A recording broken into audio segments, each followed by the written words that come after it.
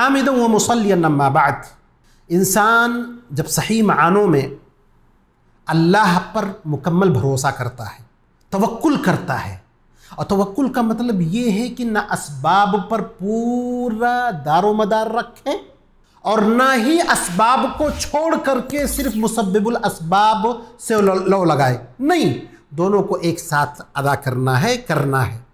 पहले सबब को लाए, फिर सबब को मुसब्बिबुल असबाब से जोड़ दे, अल्लाह से जोड़ दे। सबब आपने पैदा किया, कोई ज़रूरी नहीं कि आप कामयाब हो, आप नाकाम भी हो सकते हैं। तो ये तवक्कुल है।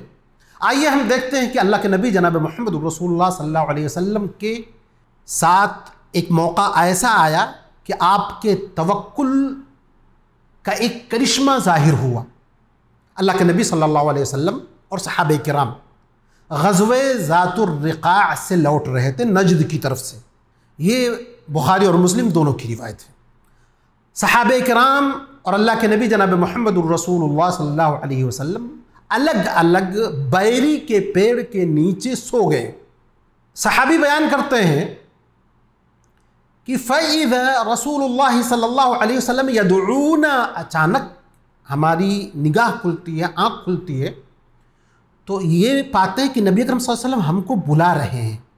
नबी अकरम सल्लल्लाहु अलैहि वसल्लम के पास जब पहुँचे तो नबी सल्लल्लाहु अलैहि वसल्लम ने फरमाया इन्न हाज़ा इख्तरता अलैया सैफ़ी, ये जो आदमी खड़ा हुआ है ना, मैं सो रहा था, तलवार मेरी टंगी हुई थी, ये आदमी मेरी तलवार को लेकर के उसको बेनियाम किया और मेरे सामने खड़ा होकर के कहता है कि मोहम्मद बताओ तुमको कौन बचा सकता है।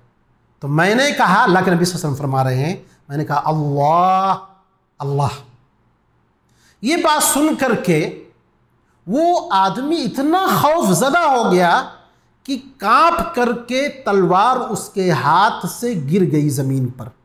अल्लाह के नबी सल्लल्लाहु अलैहि वसल्लम ने तलवार उठाई और कहा तुमको मुझसे कौन बचाएगा। तो उस आदमी ने कहा कुन खैर आखिदिन, ऐ नबी आप मेरे ऊपर एहसान करो।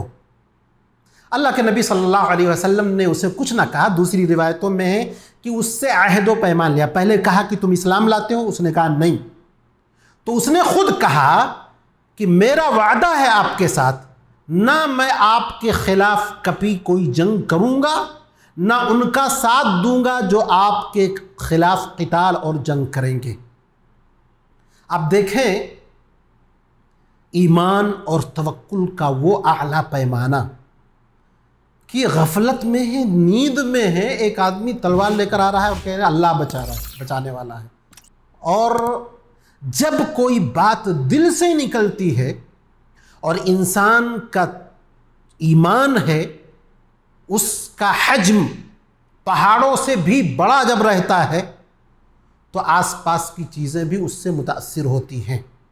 अल्लाह के नबी सल्लल्लाहु अलैहि वसल्लम ने एक तरफ तो ये बात हुई, दूसरी तरफ सहाबे किराम रज़ियल्लाहु अलैहिम अजमईन को बुला करके इस बात की खबर दी।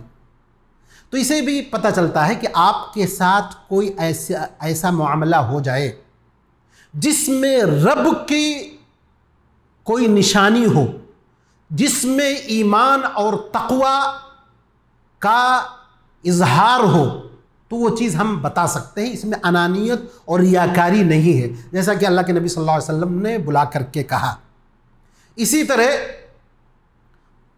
पहले ज़माने में लोग जो काफिर भी होते हैं अपने वादे के बिल्कुल पक्के होते थे। जिस तरह ये शख्स था, काफिर होने के बावजूद भी अहद व पैमान कर लिया और यकीन था कि हाँ ये अहद व पैमान में बिल्कुल पक्का उतरेगा। तो हमको भी अपने ईमान को इतना मजबूत बनाना चाहिए कि हमारी जान, हमारे माल, सारी चीज़ें रब्बुल इज़्ज़त वल जलाल के कुदरत के तहत आती हैं। रब्बुल इज़्ज़त वल जलाल की कुदरत हर जगह जारी व सारी है। न वक्त का फ़िरऔन उससे बाहर हो सकता है, न दुनिया की बड़ी सी बड़ी ताकत उससे बाहर हो सकती है। जब हमारा रब इतना अजीम है, इतना बड़ा है, खौफ किस चीज़ का है हमको? फिर हम क्यों डरे किसी से? हम किसी से खौफ ज़दा होकर के बुज़दिली का शिकार हो जाएं और हम मामूली बातों से भी डर जाएं, ये हमारे ईमान के खिलाफ बात है। हमको भी अल्लाह पर ईमान, तवक्कुल का आला मेयार पेश करना है। ये जान जो अल्लाह ने दी है, उसके मर्जी के बगैर कोई इसको ख़त्म नहीं कर सकता। ये जिस्म जो अल्लाह ने अता किया है, उसकी मर्जी के बगैर इसको कोई नुकसान नहीं पहुंचा सकता है। इंशाअल्लाहुल अज़ीज़ हम अगर डरेंगे तो रब्बुल इज़्ज़त वल जलाल से डरेंगे, और अगर उम्मीद रखेंगे तो रब्बुल इज़्ज़त वल जलाल से रखेंगे। रब्बुल इज़्ज़त वल जलाल से दुआ है कि अल्लाह तआला हमें कमा हक़्क़हू अल्लाह पर तवक्कुल करने की तौफ़ीक़ अता फ़रमाए, हमारी ईमान को जिला बख्शे और हम में इतनी हिम्मत पैदा करे कि हम किसी भी चीज़ का खौफ न रखें। व आखिरु दअवाना अनिल हम्दुलिल्लाहि रब्बिल आलमीन।